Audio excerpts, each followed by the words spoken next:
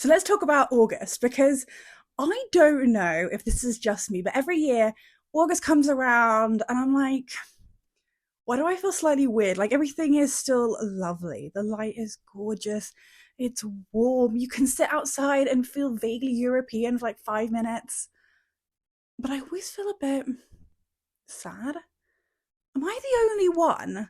I always feel like August has this feeling of things finishing. And if you've been a part of my channel since the beginning of the year, you'll know that this is part of the series that I'm doing throughout the year on the forgotten traditions and stories of Britain, the myths and the holidays which built this country and our culture, the energy around what it meant, and for some, what it still means to be British. Not because I'm a history channel, I'm really, really not, but because I feel like it's difficult to talk about what we're becoming and what we're choosing to become without understanding the stories that actually united us in every corner of this country. Because we're quite divided as people, but we weren't always. We used to have a common thread and a common conversation. And normally these seasons really feel obvious to me. I can look at them and pinpoint what they were, but this season feels very August to me. But I think we had a whole summer season dedicated to ripeness, to readiness, and not in some like vague poetic kind of way. Like genuinely, everything was built around this idea that this is the moment where things have grown, where things are working, things are ready, and things are full. So right at the beginning of the month, you had Lammas, 1st of August, loaf mass, which sounds cute, and it is. But that loaf is basically the first proof that your year hasn't completely failed.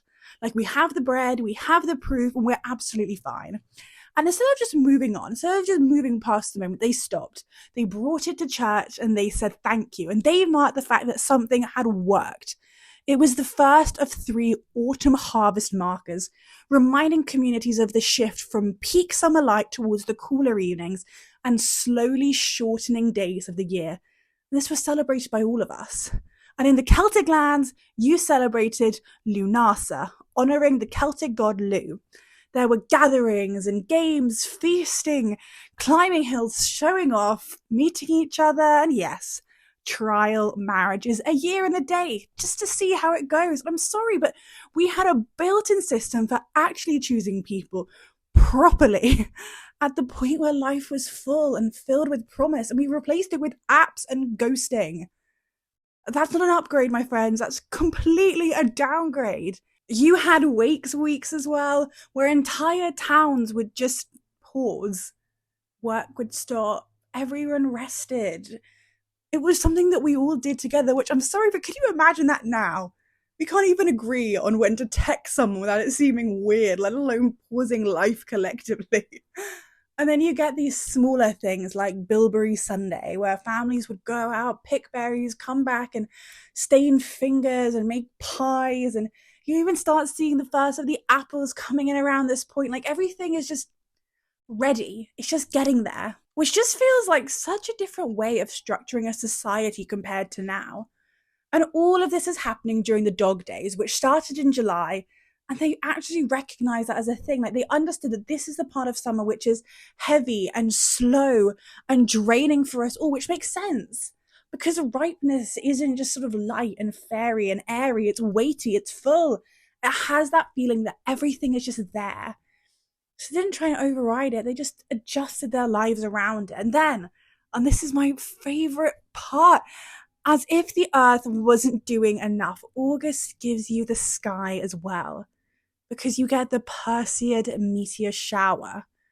And we didn't just go, look, shooting stars. We called them St. Lawrence's tears, which is better. I'm sorry. It just is. But we call them that because they peak on the 10th of August, St. Lawrence's feast day. And August wasn't just about what was happening on the ground or the sky. It was this whole moment where everything lined up. The land ripening, people gathering, even the sky getting in. And towards the end of the month, on the 24th, we have St. Bartholomew's Day. This is one of the biggest fairs in the country. London would fill up. People travelling in, trade, theatre, performances. It was like August had a final burst of energy. One last moment where everything came together before the shift happens again.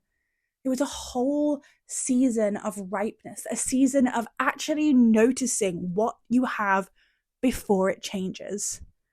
And we just don't do that anymore. We kept the aesthetic of August, the nice lights, the warm light in the evening, the whole summer glow thing, but the structure is gone.